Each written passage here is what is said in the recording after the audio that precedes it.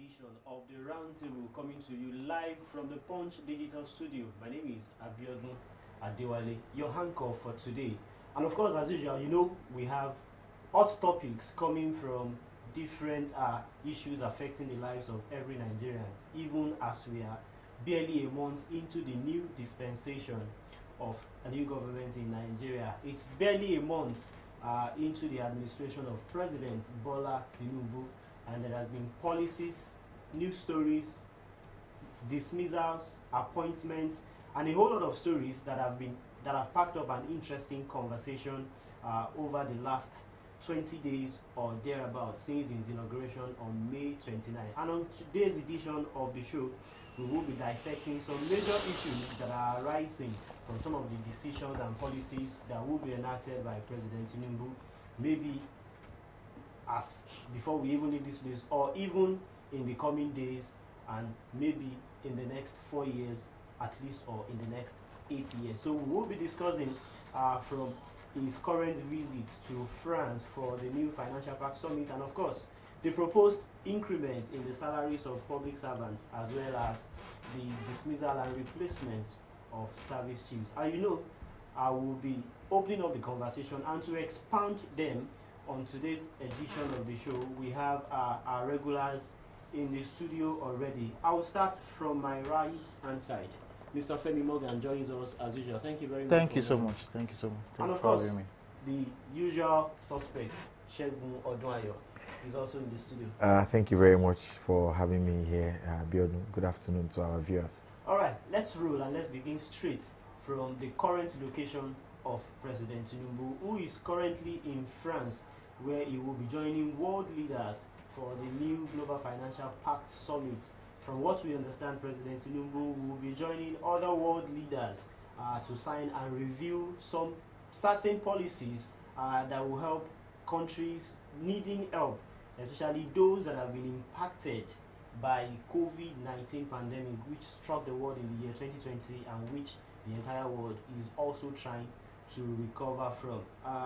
At this point, it looks like the first official visa trip of the president away from the country, and there is no cause for alarm, isn't it? And it's just something that will bring maybe some more ease. What is to come from this Global Financial Pact Summit? Yeah, I think that it's a good step, because we should expect presidents to go out to engage other world leaders, you know, and find that balance between what the other countries want and what is the desire and the vision that Nigeria aspires to be. Nigeria is a competitive country.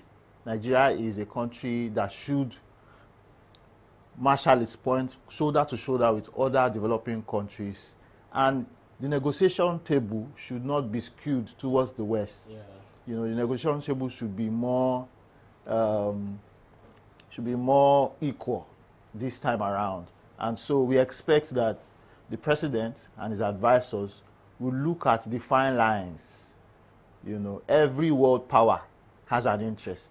France has an interest, America has an interest, and so we should not be on the receiving end of any bilateral pact, any agreements, any loan, or any. We shouldn't be on the receiving end at all. That's important for us. All right. Many looking at these headlines, Shegun, it reminds me of certain things about the financial situation of the country. Yeah. You don't even want to talk about the debt profile as it is. But then, having this kind of visits, a layman should even understand that it is not a medical visit like it came out in some reporters. A lot of people need to understand these things. And if you break it down to a layman, what are some of the things that we should be expecting? Number one, Nigeria is not a hut. It's a global world. It's a global village. You cannot exist in your own bubble. You have to mix. You have to be part of the community, the global community. And I think this is a good one, that the President of the Federal Republic of Nigeria will be representing the country. About 100 million Nigerians will be represented there. He's equally going to be speaking on a particular topic. A very short one, a 2-day visit to France, especially invited by the President of France, Emmanuel Macron. And I think it's a nice one.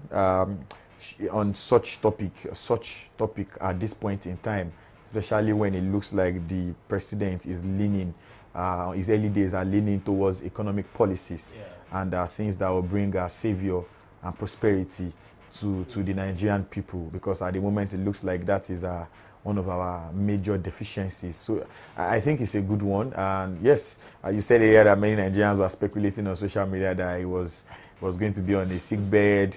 And interestingly, his team members have been bringing pictures and evidences back to back. First, when he arrived, there was a meeting he held with his men, giving him report about what was happening back home in Nigeria. Today being the second day, there are videos of him this morning and pictures of him coming out, going to the place of the venue. And so far, I think we're on the right track. We just hope that whatever deals that we may not even see on television, things that will be done behind the scene, is for the Nigerian people who are looking forward to progressiveness and prosperity. All right, before we leave this conversation, let me just quickly come back to you, Mr. Morgan. This is coming at a time that even the president, while at home in Abuja, received Bill Gates and the richest man on the black continent, Aliko Dangote. And at this critical time, that most of his decisions have been majorly economic decisions, the activities in recent days, from this summit to the meeting with Bill Gates and even Aliko Dangote, what are the significance of such conversations happening around this time that we are making these heavy policies? Okay, so I would focus on what you just said and then go veer off a bit to some of my concerns. The first thing is that meeting with Aliko Dangote and his friend is not out of context. You know, these men are the key players in the economic sphere, and you need to bring them into the picture, and they also need to tell you their plans. And so there should just be that synergy between what these private players are doing with what Nigeria is doing, and what Nigeria should be asking these people is, how much investment are you bringing in? And how can these investments that you are bringing in affect the lives of Nigerians in terms of jobs, in terms of opportunities, in terms of resources, you know? So for Dangote, meeting with President Tinubu is not out of place. You know, going outside your question, my concern is that there are things that are going on deeply that our president needs to quickly nip in the bud. The insecurity in Plateau. 23 people were killed recently. And if you check the Daily Trust report, in 5 months, almost 200 people were killed in Plateau alone. You know, security. So while we talk economics cannot thrive. Economics cannot thrive, you know, within that space of chaos and fear and all of that. So it's important. All right, Shegun, you wanted to chip in something? I knew we had something on the burner that involved security. That's why I was trying to especially when it comes to issues on the plateau, which I'm a little familiar with. And so I can't, when we just get to that subtopic, we'll just roll out the food.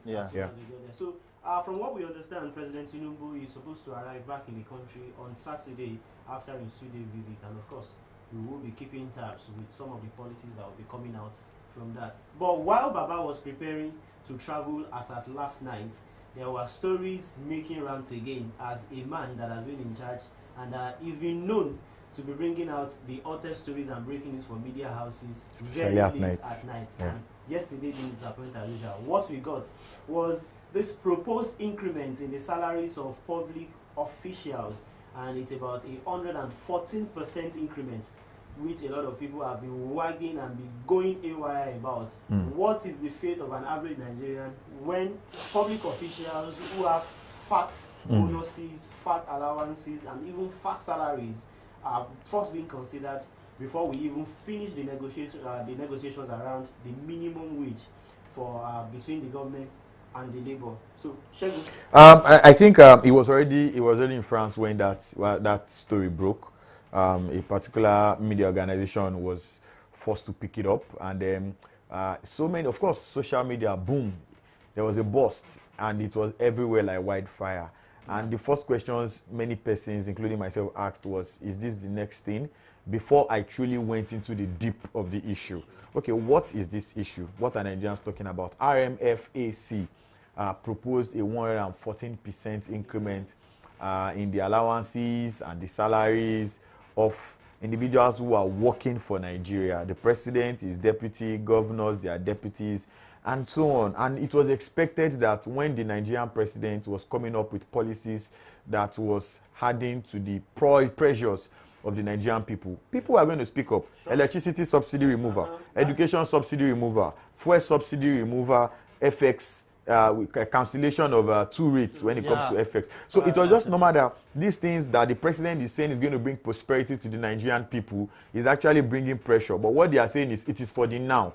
In the future, things will pick up. And persons who believe in these statements feel, okay, let's see how it goes. And then RMFAC is coming out to say, not just 10, not 20, not 50, not 100, as high as that sounds, but more than 14%. So it was expected that persons will speak up. But like it was clarified, this was the proposal from RMFAC, which is what they are meant to do.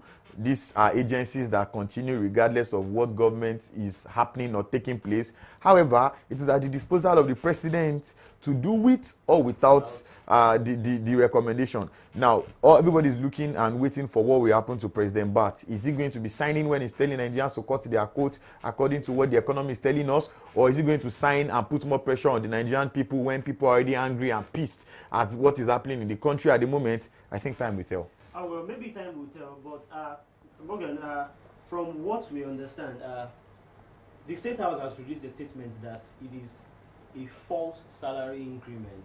But then it takes me to the notion that when there is a denial, there probably is an iota of truth. But whether it is true or whether it is not true, it only makes sense that a lot of people would even react in the first place. What do you make of the proposal in the first place and the denial that comes after it? Yeah, I'll borrow a leaf from what Mr. Shegun has said. The RMFAC, the Revenue Mobilization Commission, has statutory responsibilities to look at what the president earns, what the VP earns, what the judiciary workers, what the judges, the chief judges earn, and all of that. They look at it, the local government chairman, they look at what they earn, and they review it from time to time, looking at the consumer price index over the years. And given that, they might have presented a report saying, given this report, given this analysis, we feel that we should increase the salary of these public officials. You know, before the elections, there have been conversations, even in the House, about increments, about the need to boost the salary of politicians. And politicians will always tell you that their salary is not enough. It's bad. It's poor. Their salary is poor. That the salary, masses are disturbing them. Incites corruption, incites bribery. And so, if you increase my salary, if you increase their salary, it will not, it will not endure all of these leakages. But let us look at it in an economy that is suffering, in an economy that we are spending 96.3% of our revenue to pay off debts, international debts. KPMG places it at 110%. Yeah, fiscal policies are suffering. In an economy where we cannot even say this is our capital expenditure, it's higher. It's higher than our recurrents. You cannot afford to mess our minds with such a presentation, a proposal. But like I always say, you make the proposal, it comes to the table of the president. And the president has been gracious enough to find language. For me, I feel it's just finding language, not to rile the anger of Nigerians. Of course. It's a matter of just finding language. Talking about Nigerians now, before I come back to Shegun, Labour has been talking about increments in salaries of workers as of now. The proposal, I think, 60,000 naira as minimum wage in the face of the current economic realities facing the country. These kind of proposals will definitely propel the labor to put more pressure on the federal government, isn't it? Yes, but I just feel that now that they have put paid to the statement, Labour would also backtrack. But Labour will also be prepared.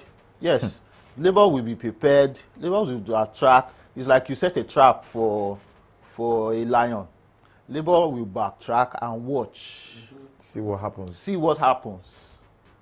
And then if peradventure this issue comes up again, then Labour will make new demands. Shegun, yeah. Why not Labour pressing the demand now and getting it before? But they are pressing the demand. One of the things that they discussed with the presidency during the period of strike or no strike, as at the time the first of the fuel subsidy removal happened, was you guys are taking away cheap fuel from us because of social reasons. Fine. Yeah. But you need to affect our workers, it to affect the Nigerian people, increase our salaries. And then the Nigerian government came to a table, a round table, something like this, to say, no, we can't have this now because of this and these reasons. Now, RMFAC strikes. And now the presidency is coming out to say, oh, there was no salary increment. Oh, it is not true. Nigerians do not believe what you have read. It is false information and all that. And then, like Morgan suggested, they backtrack a little. They observe. The president comes back to the country in a few days' time. Sign or no sign. We'll see, we'll watch. If it happens that it doesn't sign, I think Labour will still push and say the economic realities are not different from when you left the country to France. Yes. But now that you are back, so and so number of people are still living below poverty line. So and so number of people are experiencing multi-dimensional poverty. So and so number of people cannot eat 3 times in a day. So and so number of people, according to the World Bank, cannot even afford to send their kids to school. So number of children are out of school. So and so number of families are swimming in sweets or bitter as the case may be, poverty, and you can't but lift. I mean, what does an average earner earn? What does a level 7 person earn? What does a level 8 person earn? How are they supposed to survive considering the economic realities of the Nigerian people, of the Nigerian government? So these questions will be asked. People like Abiodun Adewale will also be asking questions. I mean, what happens to the fuel? I mean, I don't use the same number of fuel, the same number for transport again. People complain of spending 3,200 naira for transportation. We continue to say they also want increment in salaries. So these are the matters that will be discussed. The Labour, I mean, soft pedal because many persons probably said, let's listen to this new government. Let's listen to this new president. How long will it take before we get these things done? Because I think it looks like a ticking time bomb because it's unavoidable. The increment in salaries? The increment for workers itself in the first place. Every worker will definitely be happy when you increase their salaries.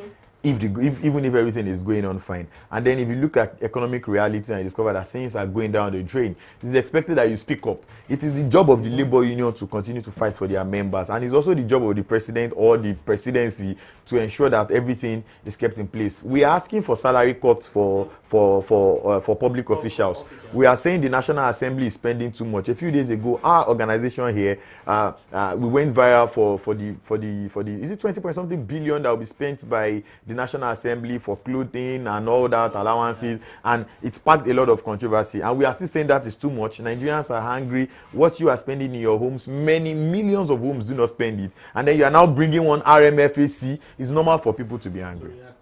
Finally, on this issue, let's move slightly away from it and just look at the average Nigerians. What's the kind of cushion that we need at this point in time? Isn't it high time for the presidency to be pushing out palliatives for people to cushion some of these effects while they continue to sit on the round table?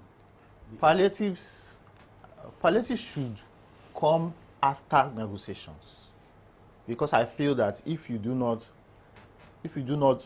look at how you want to really put out palliatives, you will give it to the wrong hands. You will give it to the wrong people. There should be palliative in transportation. Yeah. There should be some level of palliative with feeding, food. But it should not be such that you dole out small-handed naira to people. It should be in the system. Not the humanitarian style, not the humanitarian minister style. It should be in the system such that you know that you have rights to this subsidies, twist palliatives So in the transport vouchers and all of that. So all that they have to do is oil the system. Yes, those palliatives should be pumped into the system. Involve private sector in the deployment of palliatives. Private sector, because private sector is business oriented. Public sector, if you involve the public sector, what is likely to happen is this wasteful tendencies, corruption, wasteful tendencies. Involve the private sector in the deployment of palliatives, especially in the sectors that have direct effects on the people. On the people. You know, that way the government will achieve, the government will achieve more impact. You know, the TUC and the NLC sometimes, just thinking aloud, I look at them and I realize that they are somewhat in a fix. How? Because the men that they are talking to and having heated negotiations with have always been on their side for many years. In the opposition. You know, our president has always been on the side of labor for many years.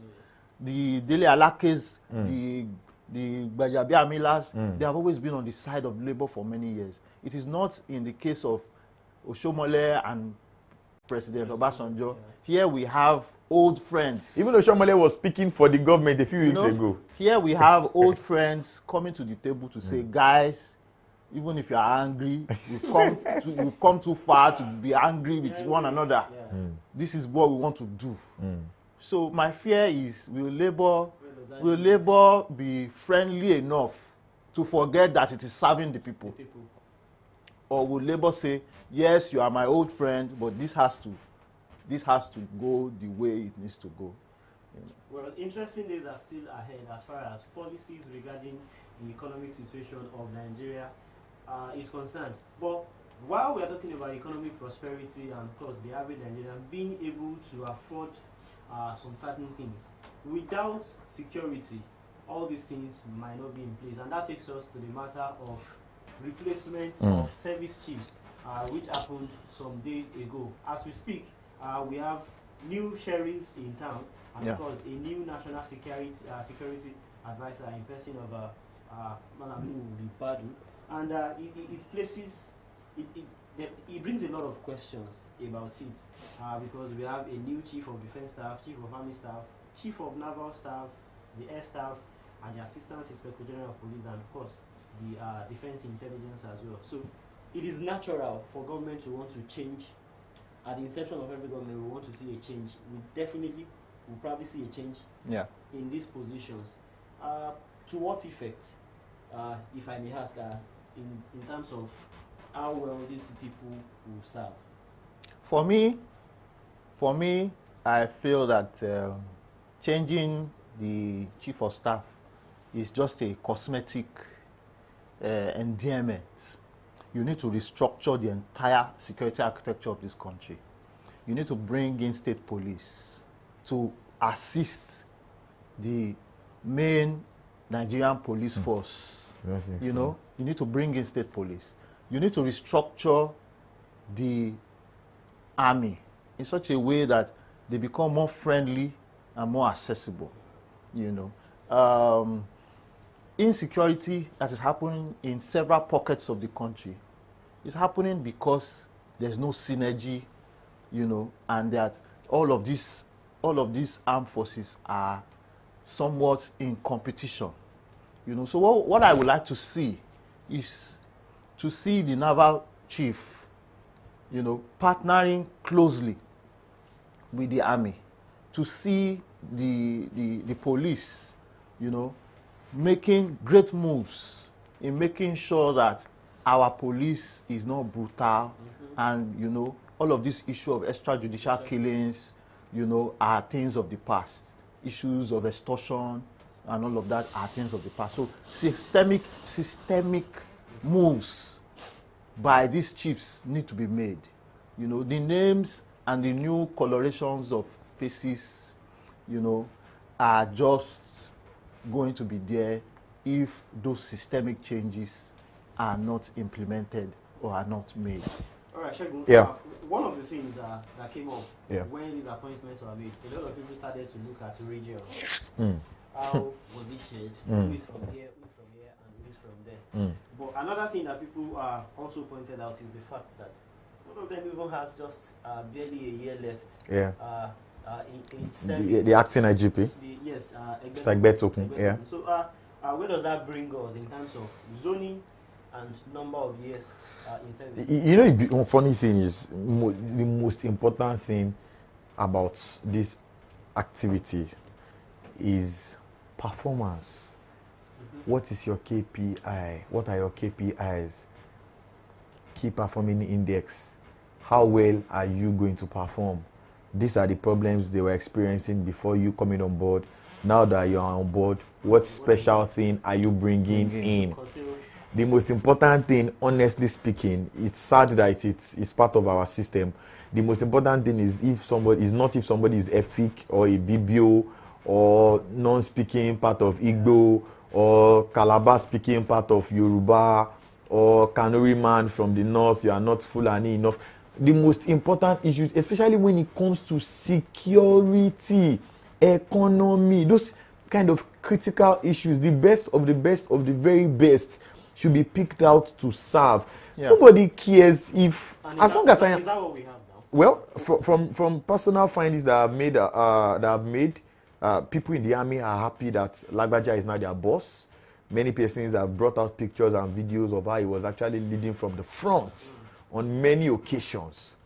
So if we are talking about a boss and a leader, from reports we have had and seen, we are yet to experience his tenure to truly say, okay, Lagbaja is performing, Mr. Lagbaja is performing.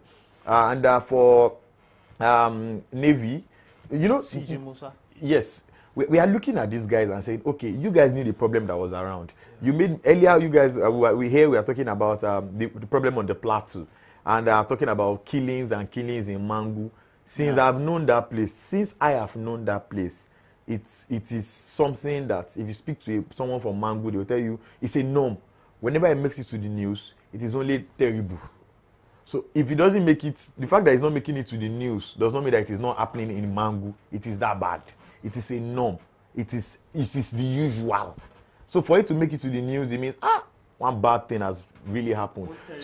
Yes, one terrible thing. Somebody who was working or is a commander at Operation Safe Haven. Operation Safe Haven is one of the top barracks in Jos. Was speaking recently in the media, and he said that when he got there, he made a promise that he was going to be the last commander of Operation Safe Haven because he was going to be sure he was going to bury such problems. And he discovered that they did not have a security challenge in Plateau State. But what they had was a political challenge. And where I was nodding my head and smiling, because if you are familiar with the terrain, you will understand that it is far more political than security. I keep saying it. I say when you have somebody in charge of 3,000 people living in an estate, whatever happens in that estate, if you speak to the leaders in that estate, even as a journalist, not a security person, if you want to find out what really happened and you go to do your investigative story, you will hear the real gist. Boys in the area did this. People from here did. You will know. So there is no coincidence when it comes to security. Some people will have premeditated it, pre-acted the plan, and personally written the script before they truly come to act out the plan. So it goes through a lot of process before you see. There's no error.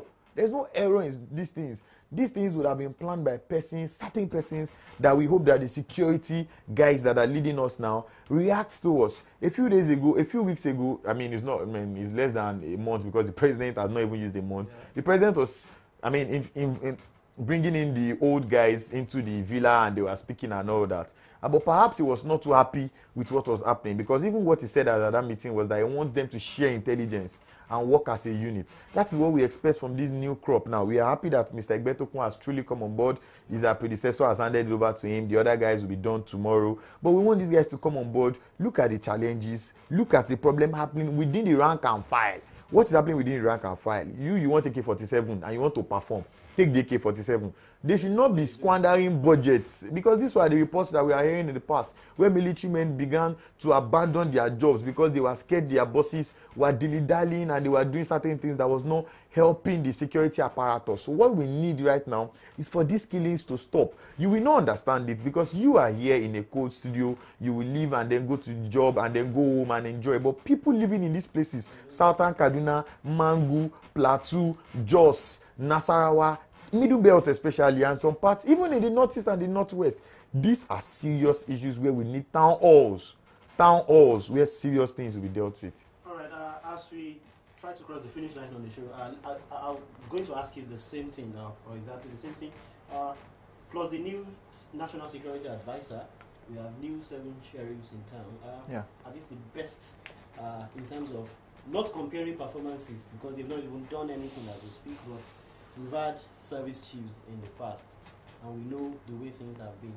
Looking at what we have now from the CV that we've been seeing flying around in some days' time, what are some of the things we should be expecting from these men? Yeah. First is that they know that they have a very serious-minded president. Sure.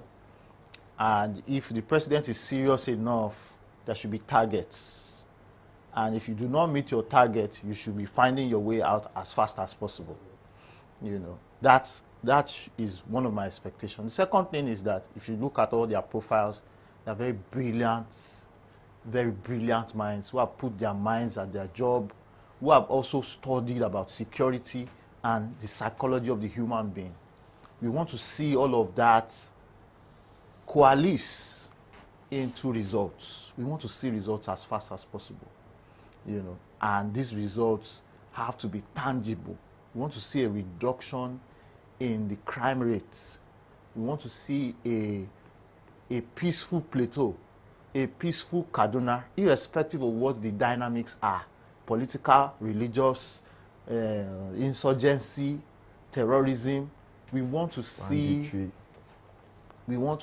a peaceful Nigeria, and all of that can be achieved not just by synergy, but also by decisive action, harnessing the right information, and also deploying the right action, irrespective of whose ox is God. Because I'm sure that there will be major players who are playing chess with the lives of people. There are men who are playing chess with the lives of people, saying, yes, if my tribe is more in population than this tribe, in the next few elections, I can become this, I can become that. You know, but if we have a police force, an army, a navy that is truly patriotic, and truly there's that collaboration and unity, then forces that are attacking Nigeria would have to go back into their trenches. That's important. All right, there's been interesting conversation on the show today, from economy to security. And gentlemen, before we leave, parting shots. The Nigerian people are expecting nothing but clinical transmogrification. Nobody cares what is actually happening. Many people don't even care about the ethnic, coloration of the next man, or even the religion. The average Nigerian wants food on his table. The average Nigerian wants his family to be happy. The average Nigerian wants his kids to go to school and come back and they say, Daddy, what did you buy for us? And you can provide it on the table. If it is not clinical transmogrification, we don't want it from the Tinubu administration. Well, you used that English twice. Thank you very much. For Thank you very much for having me.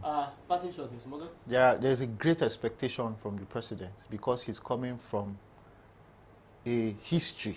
He has a very brilliant history, a man who has fought for democracy. Amongst all the persons that have become president of this country, he has that chink on his shoulder, a man who has fought for democracy. We want to see rule of law play out, irrespective of whether it suits him and his service chiefs or not.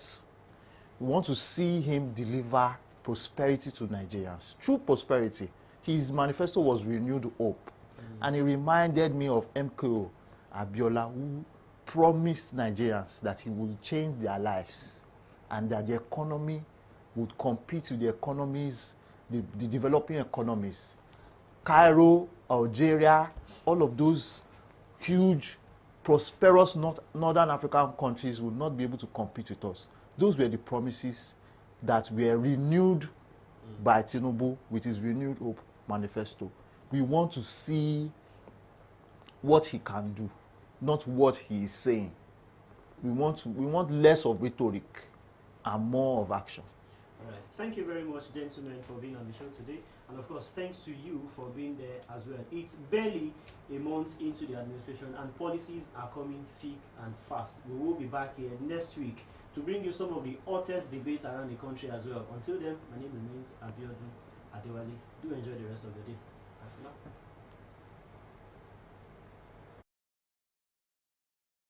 Exporters of crude oil in the world, yet having to pay through their noses for premium motor spirit. The price of petrol was recently increased to 162 naira, and some government officials have said it is the cheapest in Africa. But is that really true? Welcome to 60 Seconds Fact Checking. My name is Tofarati Ige. According to the current rates from the global petrol prices, Nigeria does not have the cheapest price of petrol in Africa. The North African countries, Sudan and Angola, have the cheapest rates for PMS on the continent. In Sudan, petrol per litre sells for $0.139, which is 53 naira, while it sells for 98 naira in Angola. Meanwhile, in Nigeria, petrol is sold for 162 naira, which does Nigeria have the lowest price of petrol in Africa? For a long time, Nigerians have had to deal with the irony of the country being one of the top exporters of crude oil in the world, yet having to pay through their noses for premium motor spirit. The price of petrol was recently increased to 162 naira, and some government officials have said it is the cheapest